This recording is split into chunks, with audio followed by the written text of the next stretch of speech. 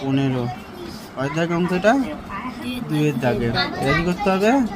ভাগ করতে হবে, ঠিক আছে? তাহলে 195 ভাগ, ঠিক আছে? তাহলে এবার কি এখানে কটা সংখ্যা আছে? দুটো, মানে দুটো এখানে কটা নিতে হবে? তিনটে দুটো নিতে হবে। কিন্তু এর থেকে এটা বড় হয়ে যখন এর থেকে এটা বড় তখন দুটোই থাকবে, কিন্তু যখন এর থেকে এটা ছোট হবে তখন 3টে নিতে হবে। কি বলেছি? এই যে এটা কি ভাজ্য, এটা ভাজক, এটা ভাগফল হবে এখানে, আর এখানে হবে ভাগশেষ, ঠিক আছে? তাহলে এই ভাজ্য যখন ছোট হবে, ধরো ভাজ্য 15 থেকে যদি ভাজকে এখানে দুটো নিতে হবে, 3টে সংখ্যা আছে তো, দুটো ধরতে হবে আপাতত।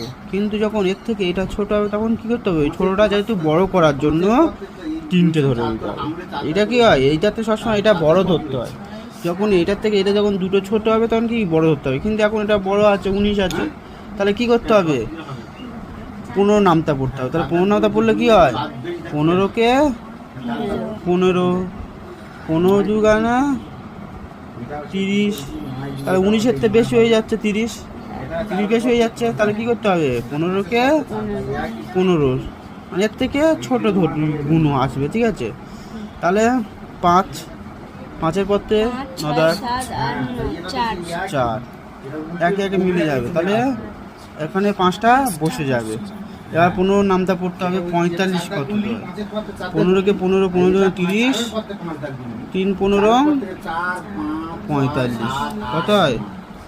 3 15 45, উত্তর শেষ। ভাগফল কি? এখানে 0, ভাগফল কি? 0, এই ভাগশেষ। ভাগফল কত? 13। তাহলে অতএব ভাগফল কত? 13।